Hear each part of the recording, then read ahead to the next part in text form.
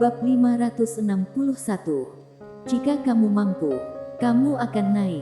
Wajah Mileye penuh dengan garis hitam. Bagaimana mungkin dia tidak mengerti ironi Lydia Tang? Mileye juga tidak peduli dengan pihak lain. Dia bersandar di pohon dan bertanya lagi. Nona Lydia, mengapa Sekte Pedang dan Lembaga Seni Bela Diri bisa menjadi seperti ini? Dalam melihat dunia, Sekte Pedang dan Lembaga Seni Bela Diri sama terkenalnya dengan aliansi Ordo dan keluarga Tang. Tapi sekarang, kekuatan Sekte Pedang dan Lembaga Seni Bela Diri sedikit lebih buruk daripada keluarga Tang. Lydia Tang menggelengkan kepalanya. Kamu tidak tahu saat mereka berada di puncaknya. Saat puncak Sekte Pedang, yang dipimpin oleh Jiang Feng, tidak ada yang berani melawannya. Saat itu, ada lebih dari 30 Holy Swordsman yang di sekte mereka. Pada waktu itu, putra suci klan siluman membunuh seorang murid Sekte Pedang. Dan kemudian 16 Holy Swordsman langsung bergegas ke daerah klan siluman, memaksa klan siluman untuk mengeksekusi muridnya yang telah membunuh murid dari Sekte Pedang. Mileye sedikit mengernyit. Apakah klan siluman tidak berani bertarung? Lydia Tang berkata dengan suara rendah. Bagaimana caranya? Kamu tidak tahu betapa menakutkannya kekuatan 30 Holy Swordsman. Ketika kekuatan mereka bergabung, itu dapat digambarkan sebagai menghancurkan langit dan bumi. Selain itu, kekuatan ketua Sekte Pedang itu bahkan lebih tak terduga. Ditambah dengan Lembaga Seni Bela Diri. Bagaimana caranya bertarung? Klan siluman akan musnah. Mileye sedikit mengangguk dan bertanya lagi. Lalu apa yang terjadi dengan Lembaga Seni Bela Diri? Lydia Tang berkata dengan sungguh-sungguh.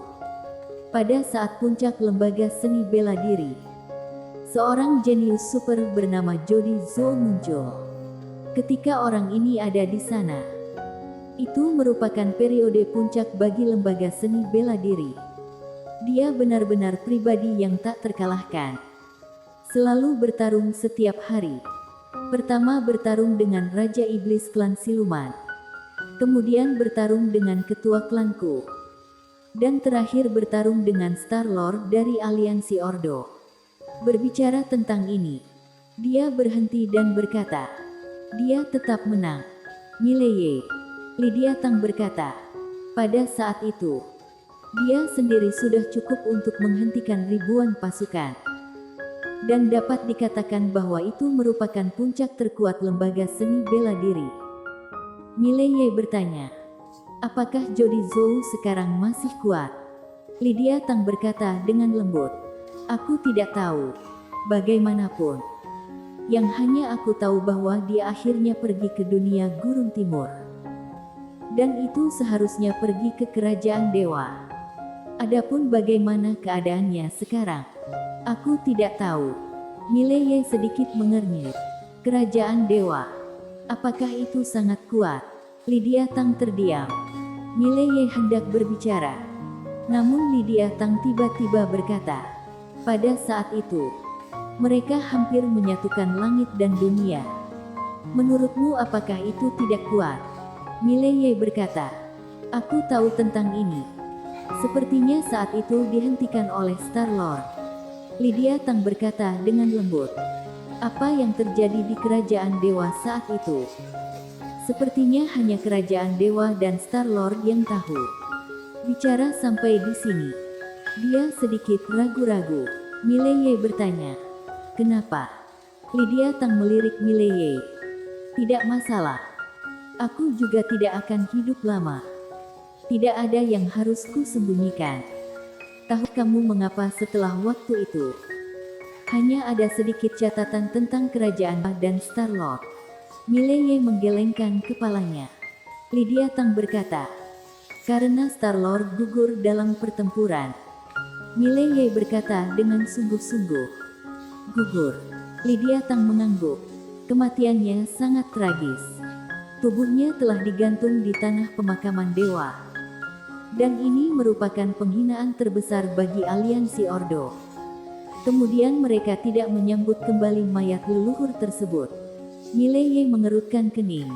Tapi, jika Star-Lord itu dikalahkan, bagaimana kerajaan dewa bisa mundur? Lydia Tang memandang Mileye. Ini ada hubungannya denganmu. Mileye tertegun. Ada hubungannya denganku. Apa-apaan ini? Lydia Tang berkata dengan sungguh-sungguh.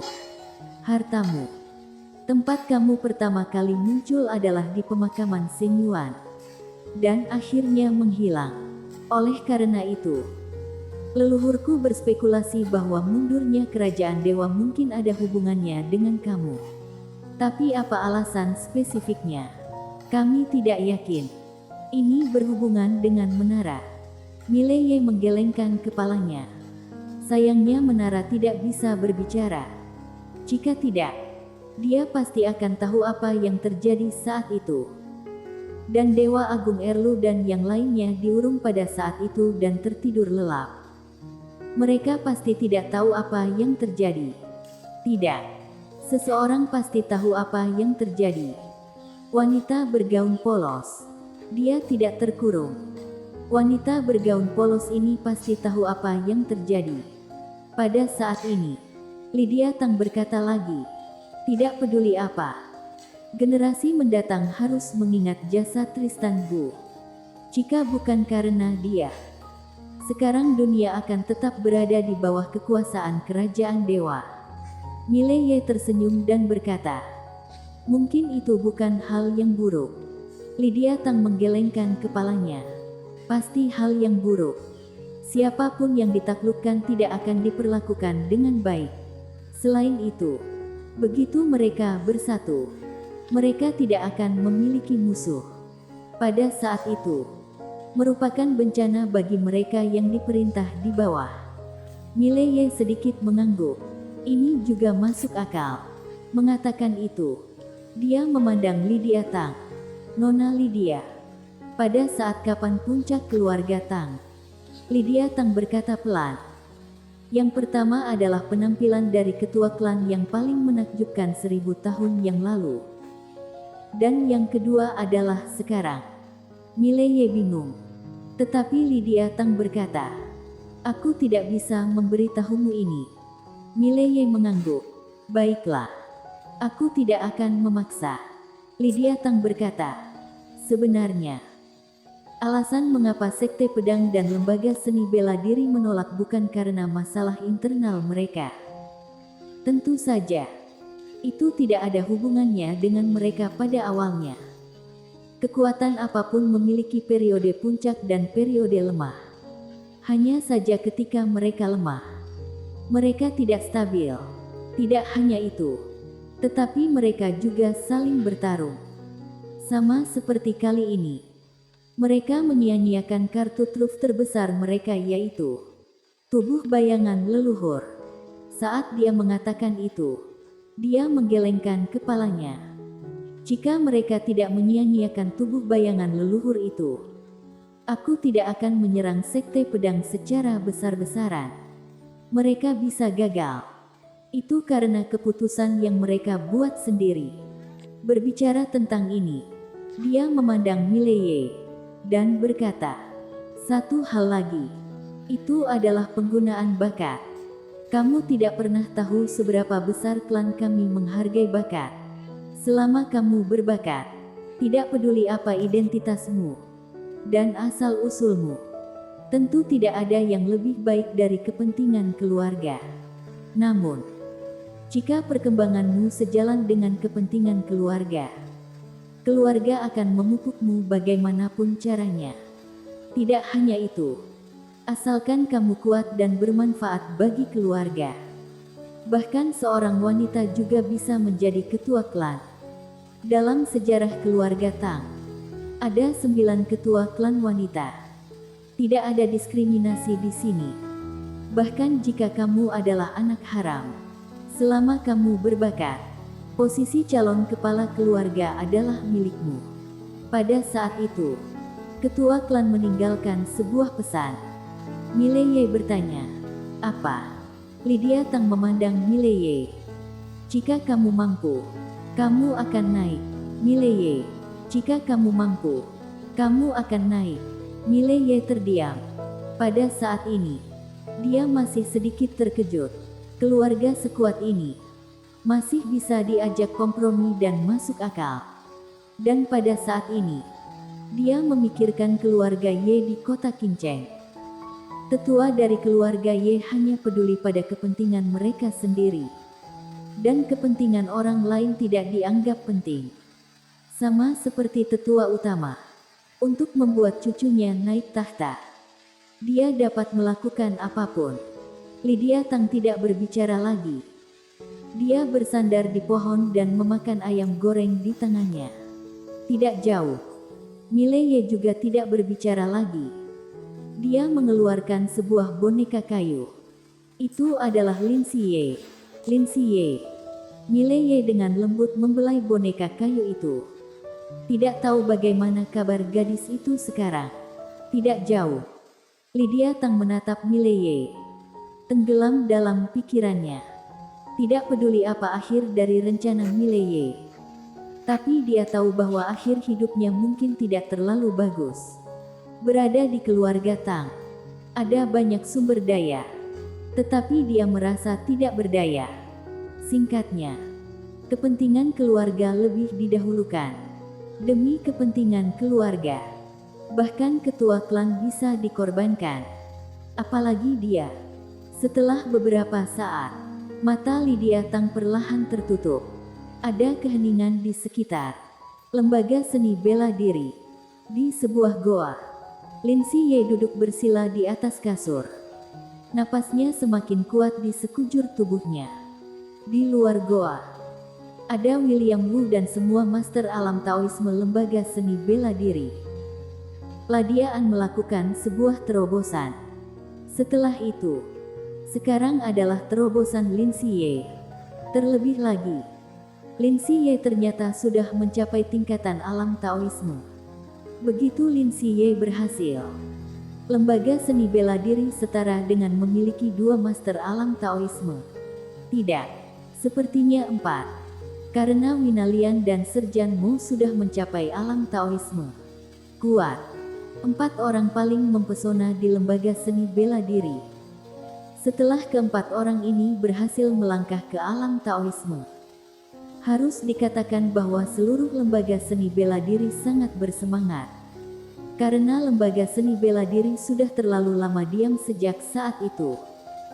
Seiring waktu, lembaga seni bela diri akan dapat kembali ke momen puncaknya. Tentu saja, mereka juga merasa gugup sekarang. Karena mereka takut ditekan oleh aliansi Ordo, keluarga Tang dan klan siluman. Sekarang lembaga seni bela diri tidak memiliki master terkuat untuk menyelamatkan hidup. Jika orang-orang ini ingin mengambil tindakan terhadap institut seni bela diri, ini akan berbahaya. Di pintu masuk goa, Deskakin tiba-tiba muncul di samping William Wu. Ada berita tentang dia. William Wu memandang Deskakin, yang berkata dengan sungguh-sungguh. Dia menculik nona pertama keluarga Tang di kota Ordo. Dan sekarang master keluarga Tang sedang mencari dia. Dan, sejauh yang aku tahu, master terkuat dari kota Ordo sedang mencarinya. Mendengar ini, William Wu terlihat sedikit santai. Mileye menahan kekuatan ini secara alami merupakan hal yang hebat bagi lembaga seni bela diri. Dan semakin dia mengulur waktu, maka akan semakin baik. Setelah hening sejenak, William Wu bertanya, bagaimana keadaannya sekarang? Deskakin menggelengkan kepalanya. Aku tidak tahu di mana dia sekarang. Tetapi dia mungkin akan segera muncul. Berbicara tentang ini, dia ragu-ragu. Dan kemudian berkata, jika dia tidak keluar, tidak ada yang bisa melakukan apapun. Mereka semua tahu bahwa teknik penyembunyian Mileye sangat hebat. Jika Mileye terus melarikan diri dan bersembunyi, tidak ada yang bisa melakukan apapun padanya. William Wu menggelengkan kepalanya. Dia tidak akan berani mengatakan itu. Dia melihat ke goa tidak jauh. Jika dia melakukan itu, maka musuhnya akan menyerang Lin Xie. Jadi, dia tidak akan bersembunyi lebih lama lagi. Deskakin menghela nafas dengan suara rendah. Orang ini sebenarnya sangat penyayang dan tulus. William Wu mengangguk. Iya. Tetapi baik lembaga seni bela diri maupun sekte pedang tidak dapat mempertahankannya. Mengatakan itu, dia melihat ke ujung langit. Aku harap dia memiliki karakter yang baik. Deskakin sedikit mengangguk. Aku juga berharap begitu. Kota Ordo. Di pegunungan. Lydia Tang, yang bersandar di pohon, tiba-tiba membuka matanya. Dia menatap Mileye tidak jauh. Kamu dalam masalah besar. Mileye sedikit mengernyit. Apa maksudmu? Lydia Tang menatap langsung ke arah Mileye. Aliansi Ordo telah meminta bantuan dari Sekte Dao Liang. Dan keberadaanmu akan segera diketahui oleh mereka. Mileye berkata dengan sungguh-sungguh. Teknik persembunyianku sangat kuat. Lydia Tang menggelengkan kepalanya. Selama kamu belum melampaui hukum surga, kamu tidak dapat melarikan diri. Mileye hendak berbicara. Tepat pada saat ini, sebuah suara dari lantai ke-6 tiba-tiba terdengar. Wah, seseorang sedang mencarimu. Mileye tertegun. Apa maksudmu? Lantai ke-6. Ada seseorang yang sedang memperkirakan langkahmu. Lawan ini sedikit kuat. Oh, aku harus mengingatkanmu untuk segera lari. Cepat, Mileye. Bersambung.